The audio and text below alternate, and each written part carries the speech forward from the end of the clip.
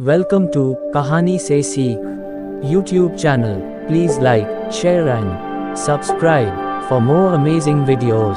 आइए आज हम आपको सुभाष चंद्र बोस के जीवन की कुछ बातें बताते हैं। सुभाष चंद्र बोस 23 जनवरी 1897 18 अगस्त 1945 भारत के स्वतंत्रता संग्राम के अग्रणी तथा सबसे बड़े नेता थे। द्वितीय विश्वयुद्ध के दौरान अंग्रेजों के खिलाफ लड़ने के लिए उन्होंने जापान के सहयोग से आज़ाद हिंद फौज का गठन किया था। उनके द्वारा दिया गया जय हिंद का नारा भारत का राष्ट्रीय नारा बन गया है। तुम मुझे खून दो मैं तुम्हें आज़ादी दूंगा का नारा भी उनका था, जो उस समय अत्यधिक प्रचलन में आया। भारतवासी उन्हें नेताजी के नाम से संबोधित करते हैं।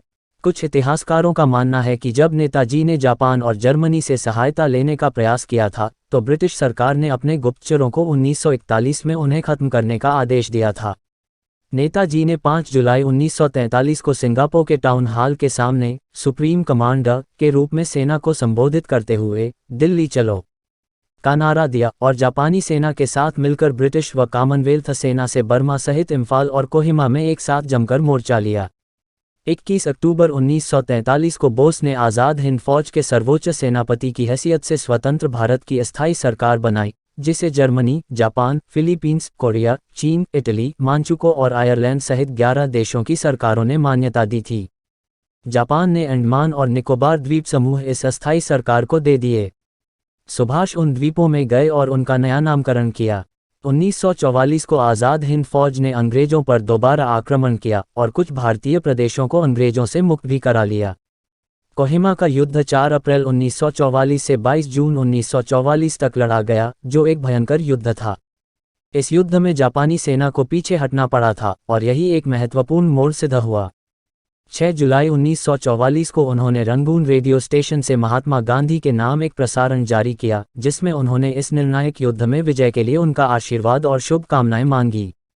नेताजी की मृत्यु को लेकर आज भी विवाद है। जहां जापान में प्रतिवर्ष 18 अगस्त को उनका शहीद दिवस धूमधाम से मनाया जाता है, वहीं भारत में रहने वाले उनके परिवार के लोगों का आज भी यह मानना है कि सुभाष की मौत 1945 में नहीं हुई। वे उसके बाद रूस में नज़रबंद थे। यदि ऐसा नहीं है तो भारत सरकार ने उनकी मृत्यु से संबंधित दस्तावेज अब तक सार्वजनिक नहीं किए, क्योंकि नेताजी की मृत्यु नहीं हुई थी। 16 जनवरी 2014 गुरुवार को कलकत्ता उच्च न्यायालय ने नेताजी के लापता होने के रहस्य से जुड़े खुफिया दस्तावेजों को सार्वजनिक करने की मांग वाली जनहित याचिका पर सुनवाई के लिए विशेष पीठ के गठन का आदेश दिया।